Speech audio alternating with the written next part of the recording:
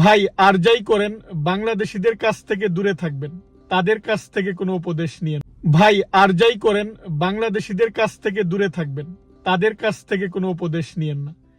ভাই আর যাই করেন বাংলাদেশিদের কাছ থেকে দূরে থাকবেন, তাদের কাছ থেকে কোনো উপদেশ নিয়েন না। ভাই আর যাই করেন বাংলাদেশিদের কাছ থেকে দূরে থাকবেন, তাদের কাছ থেকে কোনো উপদেশ নিয়েন না। ভাই আর যাই করেন বাংলাদেশিদের কাছ থেকে দূরে থাকবেন, তাদের কাছ থেকে কোনো উপদেশ নিয়েন না। ভাই আর যাই করেন বাংলাদেশিদের কাছ থেকে দূরে থাকবেন, তাদের কাছ থেকে কোনো উপদেশ নিয়েন না। আমেরিকায় যারা নতুন অবস্থায় আসে তাদের অনেককেই দেখি যে আমেরিকায় যে বাংলাদেশিদের গ্রুপ রয়েছে, সেটা স্টুডেন্টদের হোক বা অন্যদের গ্রুপেই হোক, তারা অনেক সময় নতুন অবস্থায় পরামর্শ চায়।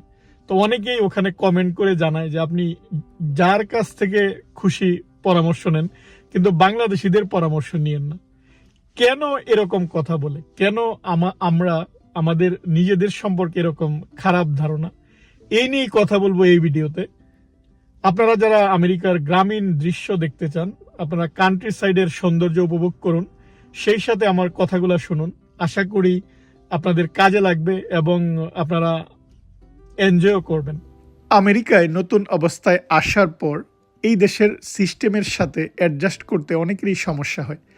তাই স্বাভাবিকভাবেই আমরা আমাদের পরিচিত বাংলাদেশি কারো হেল্প নেওয়ার চেষ্টা করি। কিন্তু নতুনদের এই নতুনত্বের সুযোগকে কাজে লাগিয়ে অনেকেই কিন্তু অনেক ফায়দা লুটে নেয়।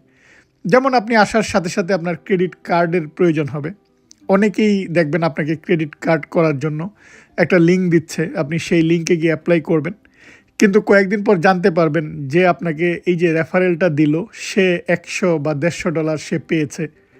সো এটা যখন আপনি জানতে পারবেন, তখন স্বাভাবিকভাবেই আপনার কাছে মনে হবে সে তার লাভের জন্য এটা করেছে। আবার অনেক সময় বারবার অনেকেই আপনাকে রিকোয়েস্ট করবে, যার রেফারেল আপনি অ্যাকসেপ্ট করবেন তার কাছে আপনি প্রিয় হবেন, কিন্তু অন্যরা দেখা যায় আপনাকে আর হেল্প করতে চাইবে না। এমনকি এখানে বাসা ভাড়া নেওয়ার জন্য, আপনি যে বাসা ভাড়া নেবেন, অনেক সময় এরকম রেফারেল সিস্টেম রয়েছে যে কেউ যদি আপনাকে রেফার করে, সে দেখা যায় যে $500 পাবে। সো এটাও কিন্তু অনেক সময় অনেকেই রিকোয়েস্ট করে, বা নতুন যারা আসে আপনার কাছে মনে হবে যে সে আপনাকে হেল্প করার জন্য আসছে, কিন্তু হেল্প করার পিছনে দেখা যায় যে তার একটা অন্যরকম ইন্টেনশান রয়েছে।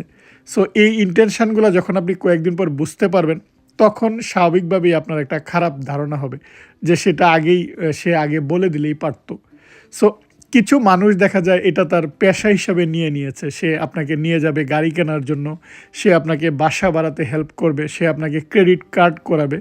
অনেকেই নতুন অবস্থায় বা বাংলাদেশি অনেকেরই কিন্তু অনেক অনেক ক্রেডিট কার্ড, এটা দেখা যায় সে নিজ থেকেই করতে চায়। সো এই সুযোগটা কিন্তু অনেকেই নেয়। আর যারা কিছু মানুষ রয়েছে এত পরিমাণ মানুষকে বিরক্ত করে যে তারা দেখা যায় ওই কমিউনিটিতে একটা বিরক্তিকর পার্সন হিসাবে দাঁড়ায়। তাই অনেকেই এই যে বাংলাদেশিদের কাছ থেকে পরামর্শ নেওয়ার জন্য বা তাদের কাছ থেকে দূরে থাকার জন্য বলে। তারপর কিছু মানুষকে দেখবেন যে সে খুব সুন্দর ব্যবহার করছে, আপনার সাথে খুব সুন্দর বন্ধুত্ব করছে। বন্ধুত্ব করার পর তারপর সে হয়তো কোনো একটা বিপদ দেখিয়ে সে আপনার কাছ থেকে টাকা ধার চাইবে। আপনি হয়তো $500 ধার দিলেন বা $1000 ধার দিলেন।